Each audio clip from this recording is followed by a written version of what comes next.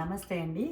ఈరోజు నేను అల్లం పులుసు చేస్తున్నానండి. అల్లం పులుసు ఈ చలికాలం మేము ఈ చలికాలం జలుబుకి కానీ కడుపులో జీర్ణశక్తికి కానీ అన్నిటికీ బాగా పనికొస్తుందండి.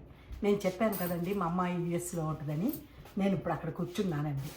ఈ రెసిపీ కూడా మా అల్లుడు గారు వాళ్ళ నాన్నమ్మ గారు చేస్తారంటండి.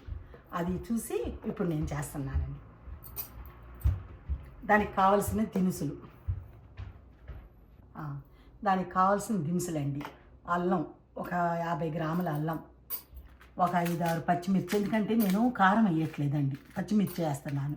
ఒక పెద్ద ఉల్లిపాయ, ఒక పెద్ద టీ స్పూను ధనియాలు, చిన్న టీ స్పూను జీలకర్ర ఇవన్నీ ఈ మొత్తము మిక్సీ వేసుకొని మెత్తగా చేసి పెట్టుకోవాలండి.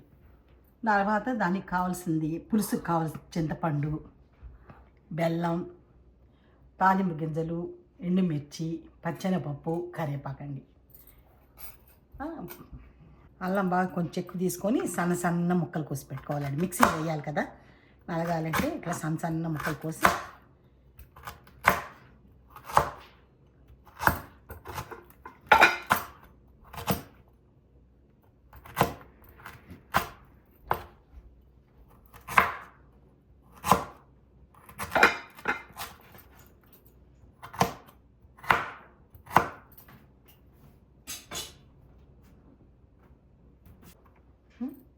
దానిలో అల్లం ముక్కలు,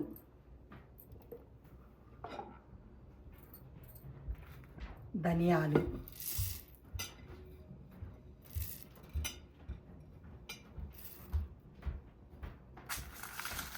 ఎండుమిర్చి, ఉల్లిపాయలు కూడా కొంచెం సన్నగా కోసి వేసుకుందామండి మిక్సీలో.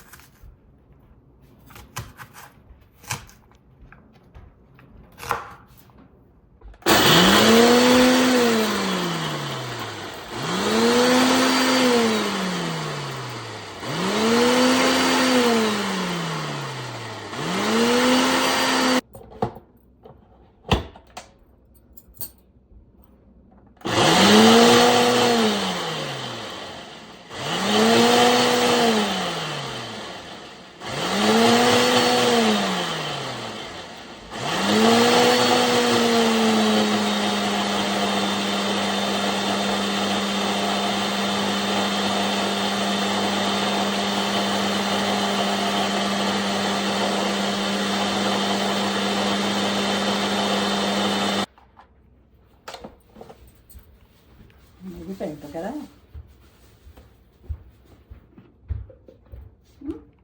అది మెదిగినాక ఆ పెద్ద ఉల్లిపాయలు కూడా వేసి మిక్సీ తిప్పేసుకోవాలండి.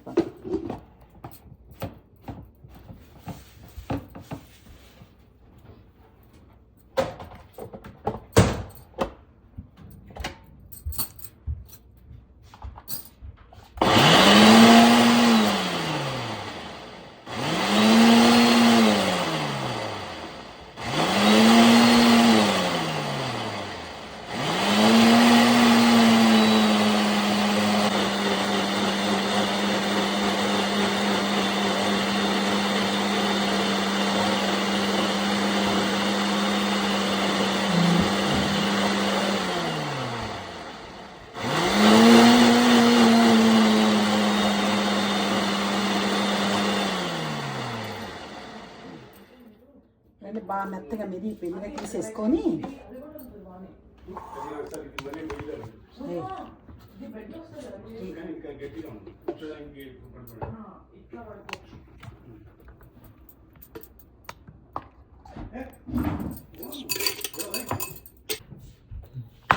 చిన్నులపాయలు కూడా నానకొట్టి పెట్టుకోవాలండి. తాలింపులోకి వేసుకుంటే స్మెల్ బాగుంటుంది, ఆరోగ్యానికి కూడా మంచిదండి.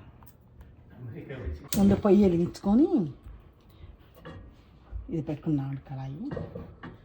దీనిలో ఆయిల్ వేసుకొని ఆయిల్ కాగినాక చిన్నులపాయలు వేసాను. చిన్న ఉల్లిపాయలు కూడా బాగా యాగనండి, కొంచెం మంచి స్మెల్ వచ్చేటట్టు యాగనండి.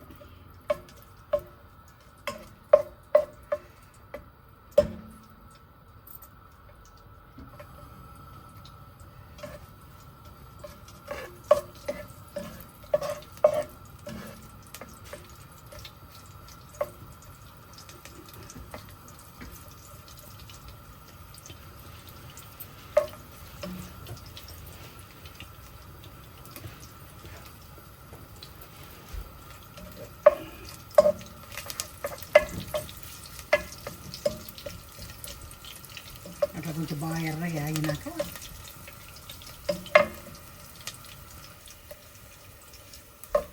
అప్పుడు మనం నూరు పెట్టుకున్నాము చూడండి, ఆ ముద్ద ఎందులో వేసేసుకొని చెప్పాను కదండి, అల్లం, ఎండుమిర్చి, కద్దులకాయలు, ధనియాలు, జీలకర్ర అంతా వేసి బాగా మెత్తగా రుబ్బు పెట్టుకొని దీన్ని బాగా ఇట్లా వేగనియాలండి. అది బాగా వేగి ఆయిల్ అంతా పైకి వచ్చేదాకా ఉంచాలి.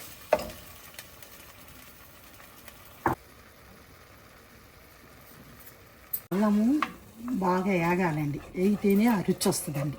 ఆ పచ్చి వాసన అంతా పోవాలి. బాగా వేగి బాగా పైకి ఆయిల్ వచ్చేదాకా సిమ్లో పెట్టుకుని బాగా వేపేసేయండి. పసుపు వేసుకుందామండి, కొంచెం కూరకు సరిపడా ఉప్పు. నేను నాకు ఎండుమిర్చి వేసాను కదండి, అందుకని కారం వేయమండి. ఇంకా వేసుకొని బాగా ఇలా కలిపి పెట్టుకొని బాగా వేయాలి సన్నగా. ఎంత వేగి అంత దగ్గరికి వస్తుందో అప్పుడు అల్లం అంత టేస్ట్ ఉంటుందండి.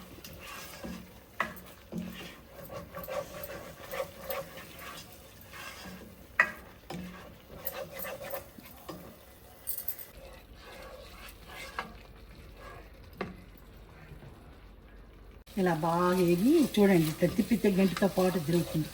అట్లా బాగా ఎర్రగా ఇచ్చినాక ఆయిల్ అంత పైకి వచ్చినాక ఇందాక చింతపండు రసం తీసి పెట్టుకున్నాను కదండి, అది ఆ రసం వేసేసేయాలి.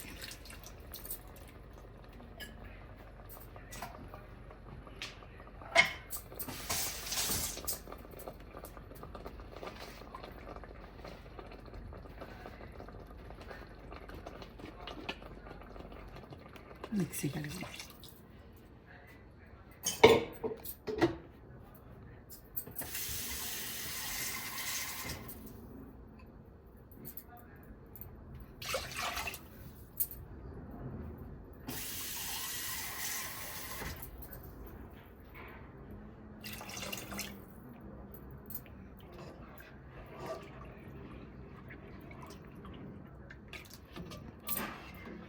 ఇట్లా బాగా ఉడకనియాలండి సన్న సైడ్.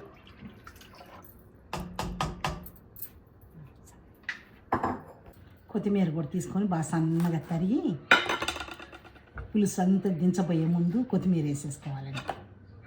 ఇదండి జలుబు ఈ చలికాలం బాగా జలుబు చేయకుండా బాగా జీర్ణశక్తికి అన్నిటికీ పనికి వస్తుందండి. మనం ఈ రోజుల్లో జలుబు అనగానే దబక్కని ట్యాబ్లెట్ వేసేసుకుంటున్నాం, కడుపు బాగాలేదనగానే గ్యాస్ మందులు వాడుతున్నాం. అలా కాకుండా ఈ ఏంటంటే మన తరం కూడా కాదండి, నాకు 50+ అండి, నా తరం కూడా కాదు, నా ముందు తరం వాళ్ళు ఇలా తినే పదార్థాలతోనే ఆరోగ్యాలు చూసుకునేవాళ్ళు అండి. అందుకని వాళ్ళు చాలా కాలం బాగుండేవాళ్ళు, పెద్దగా జబ్బులు కూడా ఉండేవి కాదండి. జలుబు అనగానే వాళ్ళ నానమ్మ గారు ఈ పులుసు చేసి పెడతారంటండి, దీనివల్ల జలుబు బాగా తగ్గుద్దంటండి. కలుపుకుంటూ మీడియం ఫ్లేమ్లో పెట్టి సన్నగా ఉడకనండి. ఇక మూత పెట్టేసుకొని అది వేస్తే ఒక 10 నిమిషాలు, ఒక 5 నిమిషాలు బాగా సన్నగా మరగనిస్తే మీడియం ఫ్లేమ్లో పెట్టుకోండి. అటు సిమ్ము కాదు, ఇటు హై కాదు. అప్పుడప్పుడు బాగా కలుపుకుంటూ ఉండి తర్వాత అండి దించబోయే ముందు బెల్లం వేసుకొని బాగా కలిపి దించేసి దీనికి తాలింపు పెట్టుకోవాలండి. కొంచెం బాగా బెల్లం కలిగేదాకా నుంచి తీసి తాలింపు పెట్టేద్దాం. ఇది ఇలా ఉంది, కాసేపు ఇంకా చిక్కబడుతుంది. పెట్టుకొని పొయ్యి కొంచెం సెగ పెట్టుకోనండి, ఆయిల్ వేసుకున్నాం తాలింపు.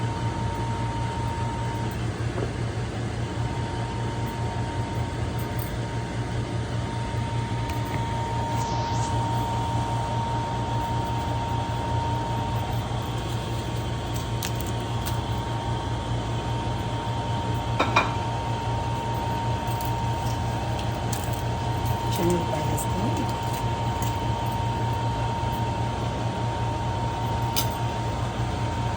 తాలింపు చేసేసుకుంటాం.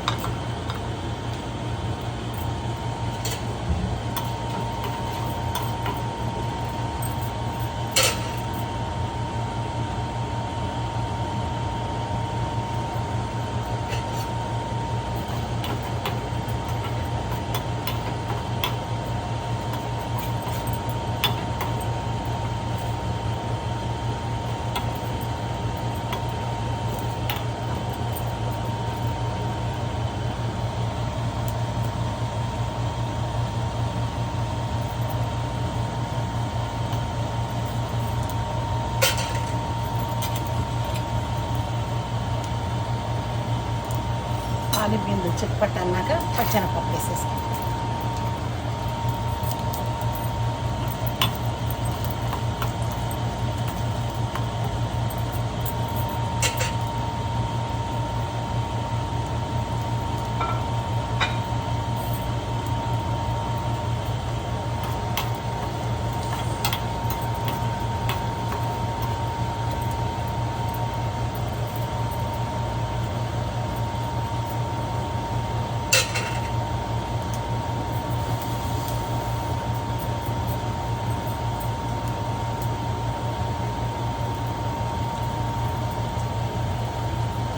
పచ్చెనపప్పు కూడా వేగినాక కరివేపాకు కొత్తిమీర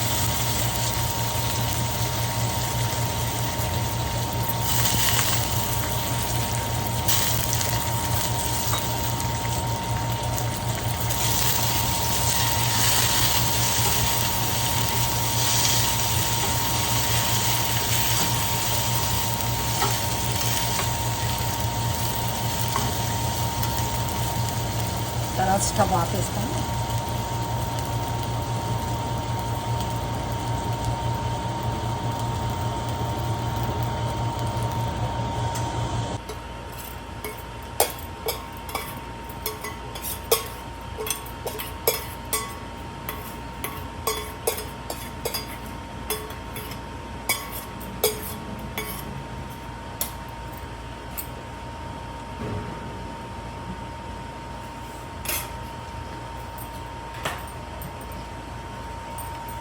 ఇదండి అల్లం పులుసు.